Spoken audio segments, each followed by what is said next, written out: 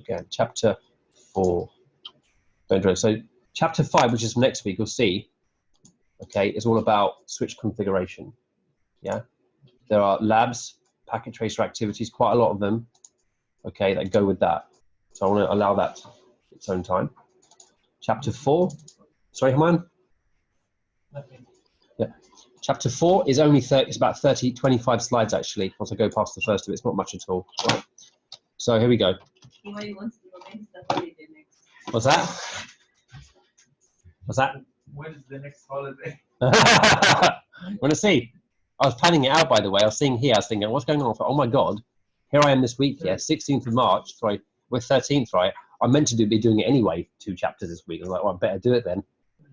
I was a little bit tired thinking, oh, okay, we managed it, because RIP isn't bad, yeah? So that's it. We've got 5, we've got 6, and you've got Easter for 2 weeks. You'll be happy then, wouldn't you? Come on, you can sit around playing with your Switch all day long. You can bring it in if you want. We're going to have a Switch day. So, that's your 2 weeks off coming up, all right?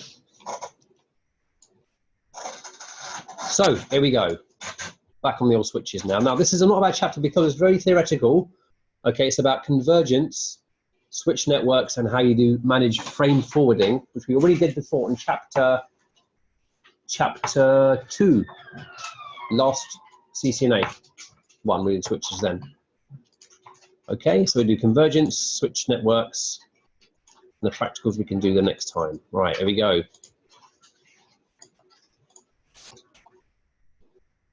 Right, LAN design. How do switches support small to medium-sized businesses? How does data, voice, and video converge? How does a switch network work in a small to medium-sized business? How do layer 2 switches forward data? How do frames forward in a switch network? How you compare a collision domain to a broadcast domain. Some of it is familiar to you. So LAN design, and this is like your job as a network engineer administrator is about making networks, okay? So switch configuration and designing a local area network is the kind of fundamental, like, core skill to have. So we're going to talk about networks of today and how they are. And networks have changed massively. Okay, we have now what was the networks now show this picture showing it all. Little crappy phone there, right? Smartphone, tablet, little netbook PC device, all sorts of bits. Phone there as well, normal phone. All sorts of bits and pieces are being integrated. We need security, reliability, and high availability on those networks. Workforces can become global. You know, I think Darcy was saying to me, you have to work abroad recently, right?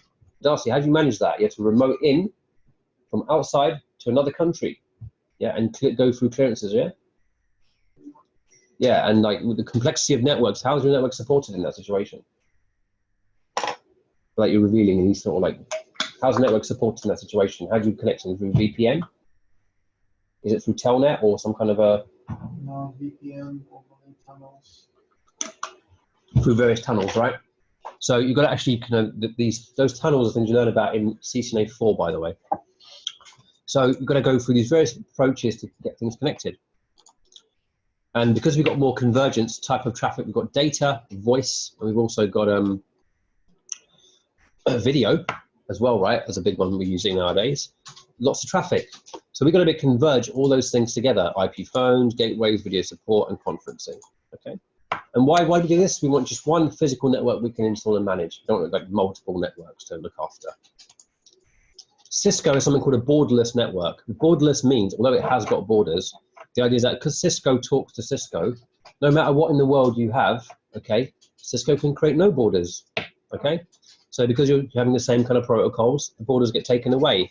So although things like a large campus, a medium campus, and a small campus here, these things can still talk to each other, okay, seamlessly. So anytime, any place, unifying of wired and wireless, policy and access control, performance management, and network services, user endpoint are all managed by one management solution. So the manager of the network has a much easier job, okay, in overseeing all of it. There is a hierarchy when you have a borderless network. You would have a kind of top-down system. And the reason why you need to have a hierarchy is because of breakdown. If any one of these lines drop, okay, you have a kind of like a parent to go to and a parent above that to fall back on. So here you see this particular example here, we have these internet clouds. We've got these firewall type things here with like a special switch. You've got these types of switches, and you've got these kind of switches, all switches here, you know, all this stuff. What is that? Am I on? Yeah, multi-layer switch. Now guess what you've got? Not bad. Is it multi-layer? It's a 3000 series, it should be. So in the carrier bag that mine's walking around with today, it's a multi-layer switch. Yeah, he's got a switch in his carrier bag. It's not something I get from Tesco.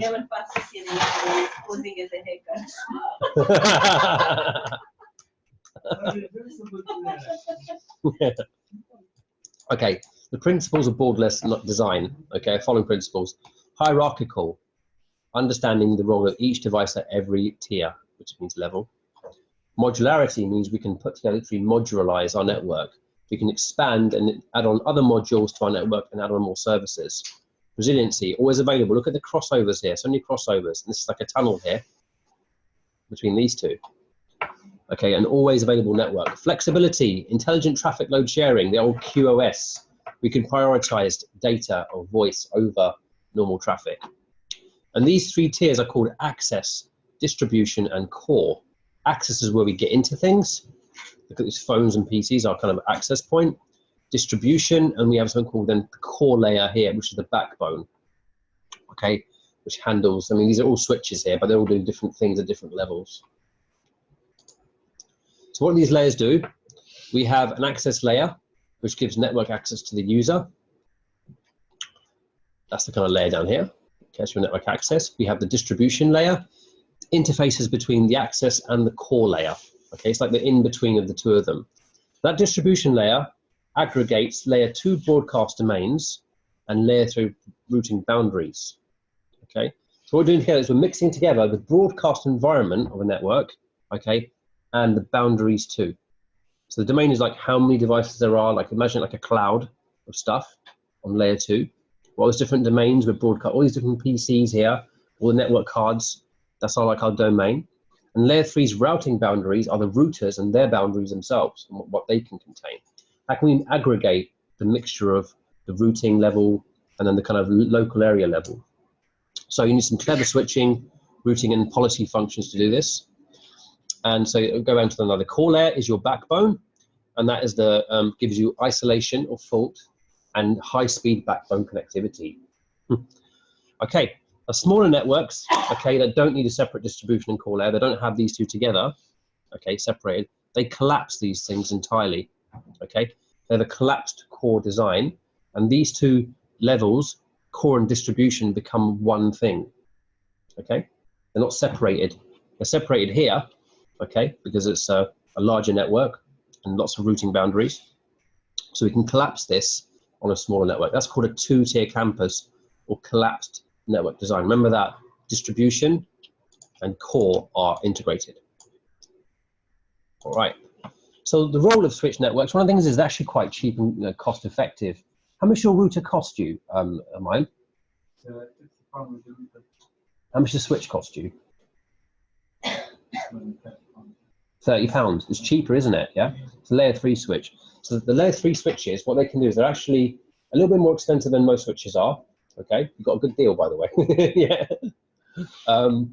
But they do one thing in that they also have some routing abilities. Basic routing abilities. People save money by buying layer 3 switches and using them to run the network. Yeah, so that's something you can do. Is that there's a skill demand around the kind of optimization of knowing how to use switches better, and you actually can do more with them. So in this example, a role of a switch network, which is what we've got here. We've got 2 routers on either side, and what we've got going on here is all these switches and multi-layer switches are managing the traffic management with those 4 key points. Quality of service, we prioritize our traffic. Additional security, because you've got these all other entry points available. We can handle wireless networking and connectivity. And these switches are quite smart, and what they can do is they also can give power over Ethernet, PoE, and they power up these IP phone devices. Yeah, there's power even going to this little printer here, okay, but probably not. And more PoE is this phone's being powered up and allowing you that ability too, switches can do. Okay. And also new technologies hang off of that. Form factor. Now, if I can, you know what, you've got your switch today, right, Ryan? Can you just take it out a second and show something on it? You are going to get a couple of questions on the test, by the way. Right, so the back of this, the back of this, yeah. Show you guys first. So the back of this, stack 1, stack 2, right? Yeah. So you've got power and you've got a stack there, like this. And this also here allows chaining. Okay, you know the idea of daisy chaining? What you can do is you can daisy chain these devices. Yeah. Chaining. It just means you can add more, as you see on the diagram in a minute. Stackable configuration. See stack configuration? So you can see in mind what you can do, right? You can get many more of these, right? And stick them together. Yeah. But you're not allowed to do anything with the college. Yeah, have a look, don't drop. Don't drop his best toy, right? So you see, you've got different configurations. Some are fixed configurations. Okay, you can zoom in on this so you can see what's going on. Like in our doodah at the back over there, in our environment, we have a fixed configuration, just simply separate things, and they're left that way. They're not connected to each other. They're just literally stacked on top of each other. Yeah, The one you have the cheap way. The fixed one, yeah? Yeah, it's fixed in those things over there, and you can't even get the damn things out with that fixed, yeah? Right, so you got fixed configuration. Stackable configuration, you got this like daisy chaining effect of cables. That one's going to that one, that one's going to that one, that one's going to that one, that one's going to that one. Yeah, that's how it's cabled up. So we can stack them that way, and they also have some ability to share things too. They can share certain things. And you've got a modular configuration. These are much more devices here, where you've got kind of modules of things. They're all integrated into a housing of some sort. These are pre-built housing, where you plug them in, and they already have some connectivity inside them to stick them together as like bulk modules. That's what our server room in the college is like. Very much a modular configuration there. Okay, now when we select our switches, things we've got to think about. Cost, okay, obviously. What's port density mean? Look at this over here, right? What's port density? What might that mean?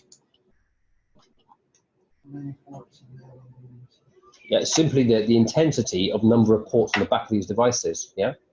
So if you've got many of them, there's quite densely, lots of ports in this one over here, for example, that's a high port density. There's a lower one there. There's number of ports plus aggregate in relationship to the space available. That one here. So that building probably put on a WhatsApp, looking at that. So here we go. So when selecting switches, we've got cost, port density, power, reliability, port speed, frame buffers, and you've got scalability. Okay, you're okay with scalability, just obviously we can stack up as we grow. Ports are different speeds, you've got gigabit Ethernet speeds on ports nowadays, right? And frame buffering is kind of how much memory does it have on board to handle frame before it forwards things out. Okay, it's a certain amount of size it can take. Look at that next. So far, folks, all making some sense to you? I hope, yeah. Not bad, is it, chapter 4? I told you it wasn't bad. Right, let's move on. Switched environment. That's the last part of it now. 6 slides to go. Right, let's go technical on this stuff now. So, the switched environment, let's talk about some of the kind of what's going on lower level now. There's going to be some activities in your materials that will show you how you can step forward, okay, and interact with the various steps, how these tables populate. So I encourage you to look at those interactive activities only, yeah, simple ones. So here we go. Packet has arrived, okay. So this LAN switch has got to handle a decision based on the criteria, okay. There are ingress port. Where does the frame enter the device? In port 1, and destination is EA. So the LAN switch works out, it keeps the table, which is a port table like this, keeps the table that shows how to forward traffic and where to forward them. So if a message is entered into switch port 1, wanting to go to EA, okay, then it will look up and go, right, where's the port for EA? Number 4, yeah, and EA is that one, okay? Then it forwards the traffic out of port 4, okay? The layer 2 Ethernet switches forward frames based on the destination MAC address. I mean, it's given EA here, okay? That's like the end of the destination MAC address. Okay, folks, all right? Yeah, you with me? So that's the first example there. There's a video about how the switch builds a MAC address table. I'm not going to show you that, something you can observe. Okay, what is it? Just over time fills up the MAC address, okay, for each device connected to each one of its ports, and that's similar way you just saw now. So there are forwarding methods of switches. Okay, you might remember this. We have store and forward, and we have the old cut through. So if you might remember this from Ccna 1, let's look at this different techniques. Switch forwarding method 1 is called store and forward. Okay, so what happens is, here's our switch, and the frame is received, but the entire frame is received. It does something called a CRC computation. It's a bit like CRC is a bit like in programming languages. Remember something called the checksum in programming? Remember doing that? What's a checksum calculation? Coders. You remember what it's about? It's kind of written, implied in its name, checksum. Yeah. If I've got a load of data, at the end of it, I will say something like, I've got this much data in bytes. I'll say this, I'm doing a check of the sum of the bytes. So when something is transmitted, like in programming language, and this is like assembly language, yeah. What you do is you receive the data in, but you also check the checksum value. See, is this all the bytes? Have I got everything? It's like it shows me how many bytes the code was, yeah.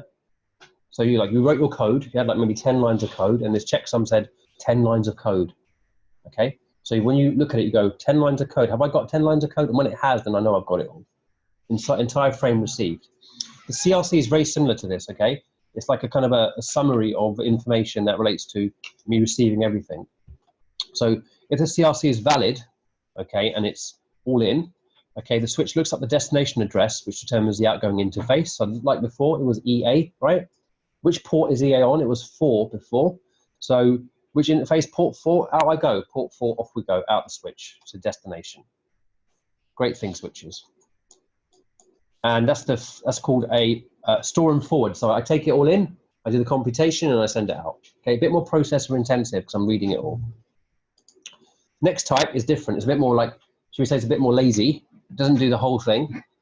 It doesn't rely on checksums. It just simply sends it off. So it's called cut through. Here we get the full frame, but before the whole thing's come in, and we just look at just the destination address, and we read that, and then we ping it off forward. This is a fast way of switching something. All right. Next. Store and forward switching in more detail. Okay, this talks about that. This CRC checksum, FCS value they call it. These are features. Error checking takes place. When I get the whole frame, we compare the frame check sequence in the last field, towards at the end, against its own FCS calculations. It makes sure that the frames are error-free and they're all in. If something's missing, it doesn't forward it. Okay, so it's quite reliable for, what's the word for that? When destination reaches the target. Damn, I think reliability is the word. There's not a word for it, actually. But it does get there in completion. Automatic buffering. The ingress port, which is the way in, provides flexibility because it's buffering. Okay, it's letting the whole thing arrive inwards. Okay, it provides flexibility to mix any different Ethernet speeds can be taken on board because of this. Because whatever speed it's arriving at, it'll still do the checksum and then it will forward it on. Cisco's primary LAN switching method is store and forward. 26, cut-through switching. So this other one is rapid. Okay, it makes a forwarding decision as soon as it looks up the destination MAC address. Frames with errors are forwarded on. So we have got some problems with the reliance of what we get in at the other end of this. Fragment-free is a modified form of cut-through switching. This switch waits for the collision window, which is just 64 bytes, to pass before it forwards the frame. It's got a set amount of space, yeah, 64 bytes, and then it sends it on. This gives much better error checking than cut-through normally, but it doesn't also affect latency. So this is quite efficient, having fragment-free, as we at least have 64 bytes checked before we forward the frame on. Now, collision domains. Remember collision domains from Ccna 1? Any prior remembrance of what those were about? Can you relate that to me? What do collision domains do? What happens with them? Look at this example here, PCA and S2. What collisions take place? They both send packet, same time. Yep.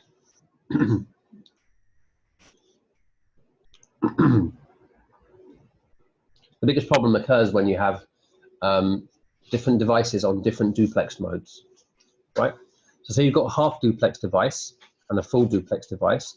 Full duplex is open to two-way. Half duplex device tends to wait till its channel is free and then send. Now, if two devices are half duplex on either side of a chain, they will negotiate this, yeah? Okay, if you do the settings right, they'll negotiate waiting and sending, wait. It's like a road, you don't cross the road when traffic's on it, right? Yeah? Okay, simply when you pass through traffic light, you've got to wait your time. So collision is about like waiting for your time in traffic. I have a lot of car analogies on this. So much like this, if you have both full duplex operating on both sides, yeah, then you have no collisions because it just goes freely both directions. So what it's saying here is, in a hub-based Ethernet segment, devices will compete for the medium to transfer stuff on, okay? Therefore, you'll get collisions. If you can operate a switch port in full duplex both sides, that will eliminate collisions, okay?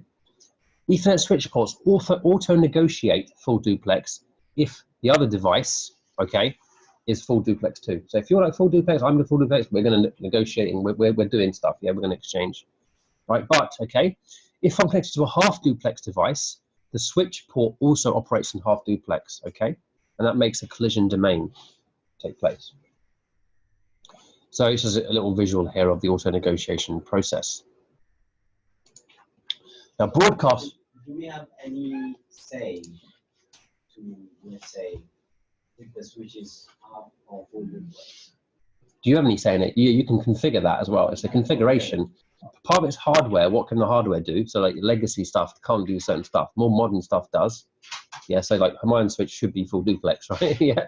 Okay, but you can configure the port to be full or half. Yeah, manually also. Auto negotiation is something which is defaults to when you connect up, it auto negotiates. Yeah. If it's IC, well, okay, we'll talk the same stuff. If it doesn't, it defaults to half duplex. You can override the situation if we just config settings. Yeah. Good question. Right, 28, broadcast domains. Now here, okay, what is a broadcast domain? Simply, right, here you go, S1 and S2 there. Here's S1. Here's S1's broadcast domain. That's your server up the top there. There's my 4 PCs, and I'm able to send out stuff to my, to all of them, all packets in all directions. I'm broadcasting to you, okay? So what happens is, this particular example, the ingress, the incoming packet came in there. I broadcast everywhere else. I don't broadcast back to my ingress. A bit silly, isn't it, right? So this is my incoming point. So I'll broadcast out of my outgress, but not my ingress port, as it says here, okay? When you get two switches connected to each other like this, okay, we increase our broadcast domain. This is one broadcast domain. Here's another broadcast domain, but also because we're connected, this becomes a bigger broadcast domain, yeah? So we make our switches talk to each other like this, but we make a much bigger broadcast domain. This therefore creates more collisions potentially, and because there's more collisions, we create more congestion, okay? So too many broadcasts on too many switches will slow things down. That is why routers are brought in. It's actually to make localized networks, yeah? So they're more efficiently operating. It does have a cost implication though. Okay, so 29, last slide. How do we bring down the network congestion and alleviate it? We establish full duplex links and we get rid of all collisions that way. That's one thing we can do. Okay, there's a lovely little nice kit here. We also can have better, more high port density. Having switches that can do more out of their outputs can do a lot for us. One switch is handling, therefore, more rather than several switches, right? Why not? We just need to, what's the issue they're going to be with this? Physical problem we're going to have, isn't it? That's all. Yeah. I've got switching, mine switches in this office. I've got to do cabling to room 13. Yeah, to keep them on the same switch. So I've got to physically cable the damn thing under the ground, through the walls, la la la. That's what I've got to do. That's the issue with that. That has construction cost and building cost and labor cost as well. If it requires movement of walls, or holes through walls and all that sort of stuff. So high port density does really help, but that's the other side of it. You've got large frame buffers, so you get a new switch with better memory, higher memory, more RAM, then you can have a bigger frame buffer. Port speed is also a virtue of modernization. You also can, with port speed, alter the speeds based on the connections you have and the cables you use. Cat 5, Cat 6, etc. You also have The idea of fast internal switching, the switching method you use, cut through, fragment free, and so on. And in a way, what this is trying to say is, it really gives like a low per port cost. The more stuff you have working efficiently has a lower cost if you use it well. Okay, those are ways you can go about reducing congestion. Now, the way this thing wraps up now, okay, just talks about those things. There's actually no packet tracer on this, folks. You know, let me look through the thing. I didn't see no packet tracers. On number 4, a few little labs though here though. Let's have a look. Oh, can this be right? Is this true? There are no packet tracers on this at all. There you go, folks. Chapter 4 is easy, isn't it? So all good, yeah. So if you can and you're willing to do chapter 3 and chapter 4 together, go for it if you can by next week. Yes. Yeah, if you can do, because they're not so big, these two. They're just small sort of theoretical things. You only got to do 1 lab, chapter 3 lab, and chapter 4 theory test. In chapter 5 next week, we'll do that, and we'll do the theory too. All good, folks? There you go. Not bad, and the fire alarm as well and all that. Okay. Any questions, please, or concerns or worries? Agony aunt time. Anyone ask me? I've got to do a few things after class, by the way. I've got to talk to Darcy, Morhan, and Will. You're good, aren't you? Right, you're sorted. And Mickey as well, you buddy. So you okay on the chapter? You're okay with the WhatsApp stuff I gave for last week? Yeah. Should be some videos there. I've got a lot of stuff, and also I gave you some videos for the labs. The chapter summary video by another guy too. Yeah, should be enough there. Right, so it's harder than this RIP stuff. It's just a bit like 5 different static routes, how you configure them. The ones you should know about are there'll be a recommended one. Yeah, let me tell you what it is. In fact, I say it in my presentation. I'll tell you in my presentation my video. I'll say which ones are the ones you should be doing. All right. So you can catch up that by next week. Yeah. Yeah. You can get out of that now. We must be so relieved. I always find like after wedding, I always have a headache. Right. I get a headache. I'm dead tired. I want to get the hell home that bloody what the hell I'm wearing. I get a headache because I couldn't be there when they're dancing now. Oh yeah. Do you have food though? You ate something, yeah? Yeah, I You had the food, yes. That's right then. Have a nice evening.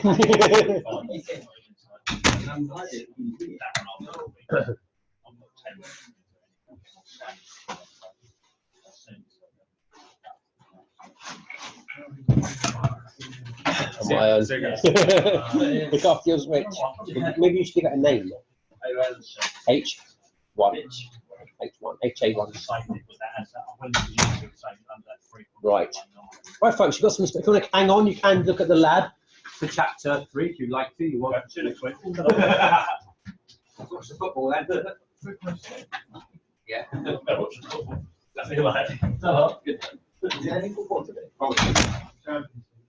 Oh, we playing.